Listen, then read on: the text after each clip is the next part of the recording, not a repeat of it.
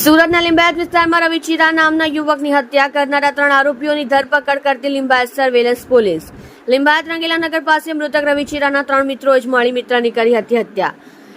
ચપ્પુ તલવાર અને પથ્થરમારી કરી હતી રવિ ચીરાની હત્યા. સુરતની લિંબાયત સર્વેલન્સ પોલીસે 3 હત્યારાની કરી ધરપકડ.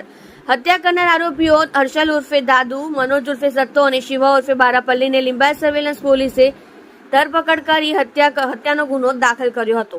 આરોપી અને મૃતક બંને રીઢા ગુનેગાર હતા, જેમાં સુરતના લિંબાયત અને ડિંડોલી પોલીસ સ્ટેશનમાં અલગ અલગ ગુનાઓ આરોપીઓ અને મૃતક પર દાખલ છે. તમે જોઈ રહ્યા છો કેપી ન્યૂઝ ચેનલ રાહિલ શેખની સાથે.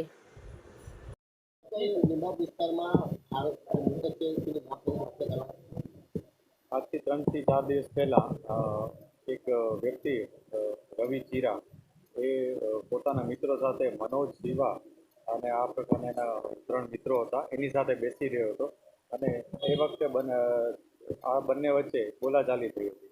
બોલાચાલીનું વધતા બંને વચ્ચે ઝઘડો થયો હતો અને જે ઝઘડામાં સામસામે મારામારી થઈ હતી, જેમાં મનોજ અને શિવાએ ભેગા મળી અને રવિ ઉર્ફે ચીરાને પથ્થર અને ચપ્પુના ઘા મારી અને એને ઈજા પહોંચાડી હતી. આ ઈજા કર્યા બાદ તેઓ ત્યાંથી નાસી ગયા હતા અને જે ભોગ બનનાર છે એને હોસ્પિટલાઇઝ કરવામાં આવ્યો હતો. હોસ્પિટલમાં ટ્રીટમેન્ટ દરમિયાન ભોગ બનનારનું મૃત્યુ થયું હતું અને જે આરોપીઓ છે, પોલીસે આ 3 આરોપીઓની ધરપકડ કરી લીધેલ છે અને આ બનાવ અનુસંધાને જે પીએમ રિપોર્ટ આવશે એ અનુસાર અમે આગળની કાર્યવાહી કરીશું.